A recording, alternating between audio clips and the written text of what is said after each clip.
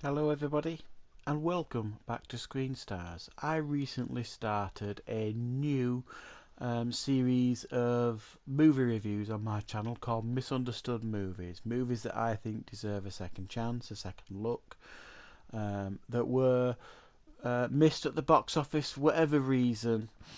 These are movies that I garner some kind of enjoyment from and I think deserve maybe a second chance by an audience. And the movie that I've chosen to do this time is a movie called The Incredible Burt Wonderstone that's got really quite an impressive cast. It's got Steve Carell, Steve Buscemi, Olivia Wilde, Jim Carrey, James Gandolfini, Alan Arkin and Jay Moore. Very, very impressive cast. And it tells the story of Burt Wonderstone, played by Steve Carell, who we meet initially. We see him as a child, and for his birthday when he's young, he is given like a magic set by his mother, and the magic set is of the magician at the time, who's played by Alan Arkin, Rance Holloway.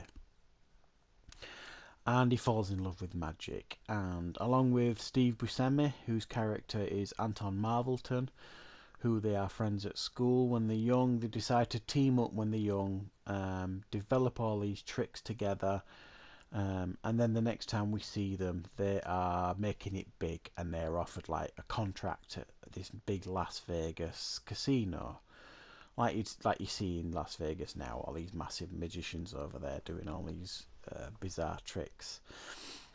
And then so we see them when they're young, when they make it as magicians, and when they're offered the contract with Las Vegas. And then it cuts to 10 years later, and we meet two really rather very burnt out magicians who've been doing the same tricks for 10 years for the same audiences. It's cheesy, old fashioned. The show that they're doing desperately needs an overhaul, but they can't see that. Certainly Burt Wonderstone can't. Steve Buscemi's character, Anton Marvelton, is a bit more forward thinking in that sense, and he's always the ideas man really when it comes to tricks. And so they refuse to budge. He lives in this weird world in Las Vegas. Steve Carell's character, Burt Wonderstone, he lives in a casino. He doesn't have his own house. Everything's room service. He doesn't live in the real world basically. But his prowess as like this world famous magician comes under serious threat when a new street performer who's got his own web series out there, Steve Gray, who's played by Jim Carrey, he's doing all these really off the wall tricks, the kind of things that you see street magicians do these days on telly, the David Blaine type stuff, the endurance type magic, and all the kind of stuff that he's doing. But it's really bizarre, some of the tricks he does. It's like holding his own urine in for weeks on end, and sleeping all night on hot coals, and spraying hot pepper in his eyes. He really goes over the line in regards to like this body magic, really. But while Steve Carell recognises what he does really isn't magic, the audience are loving him, and he then becomes under threat to the point where he loses audience members. He's basically told he needs to change the show, he needs to update the act. They try to do that by doing a similar thing to Jim Carrey by going in this hot box, and it all goes terribly wrong. They end up falling out, him and Steve Buscemi, splitting up the act, and it all goes pear-shaped. He gets sacked from the casino, and he's on a downward spiral to the point where he ends up doing magic in supermarkets, for goodness sake, for customers. And he's got to try, with the help of Olivia Wilde's character Jane, to try and get his audience back, to get his own self-respect back, and to see if he can become the incredible Burt Wonderstone again. So that's the story that we've got here. Now what we've actually got here is a very, very charming movie. Is it laugh out loud funny? For the majority of the time, no. It's one of those gentle comedies that is really nice and easy to watch, and it has got a lot of heart right at the centre of this movie.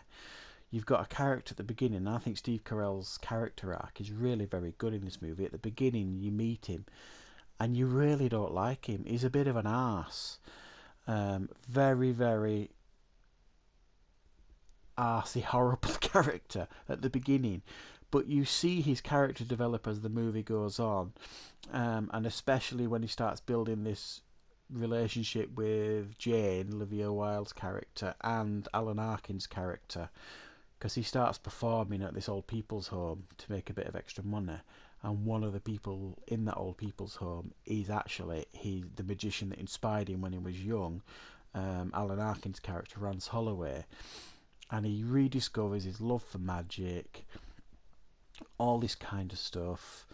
And all the while we've got Jim Carrey, who's been Jim Carrey. He's playing this really abrasive, horrible magician who's really cocky, really arrogant, but funny too.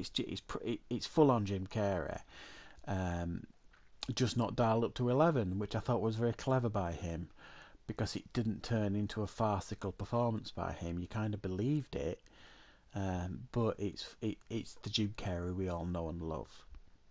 So I was really surprised that this didn't do well at the box office, or certainly do better than it did. I think partially it was down to the influx of magic movies that we've got, you know, the Now You See Me's and all this kind of stuff, and I think this got lost in the shuffle, lost in the pack. Um, I think the IMDb score it's got is grossly underrated. I think this is easily a 7, 8 out of 10 movie. For me, anyway. I could understand why someone would watch it and just think, not special that. Because it isn't mind-blowingly good or anything. It's just a really nice, gentle movie to watch. I remember watching this with my wife. I got it on DVD when it came out.